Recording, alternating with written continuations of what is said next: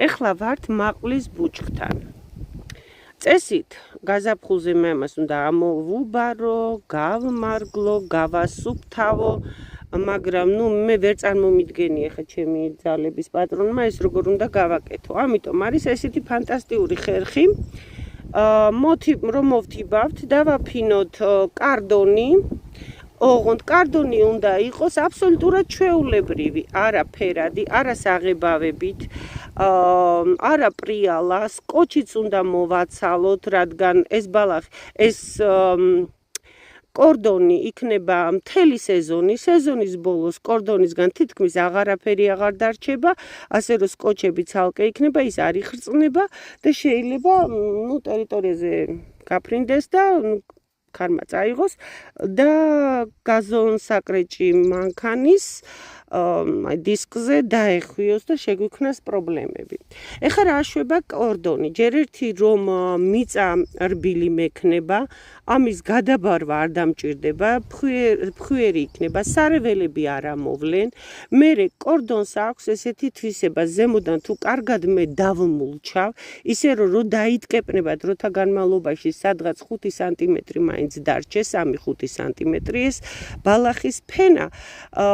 ეს კორდონები ასე ვთქვათ, მიიპატიჟებენ ჭიებს, ეს წვიმის ჭიები რომ არის, ხომ იცით ესენი მიწას აფხვიერებენ, ამუშავებენ ამ პროდუქტს, გადაამუშავებენ და გამოყოფენ ბიოჰუმუსს. ბიოჰუმუსი კი ეხმარება მცენარეებს, რომ მიწაში არსებული მინერალები, საკვები, მარილები აითვისოს უკეთ. ანუ ამის ათვისებაში ეხმარება.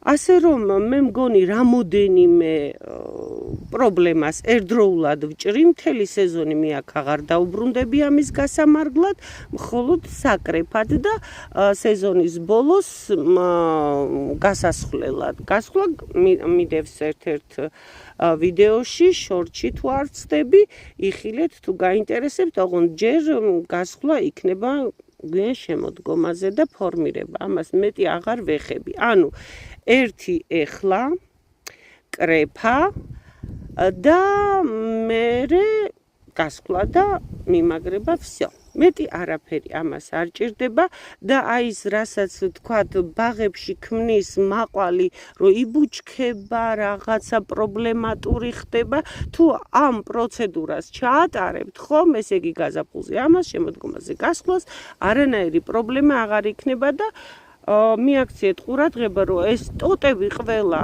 არ არის მსხმოიარე. მაყლის ტოტები, რომელმაც ჩარშან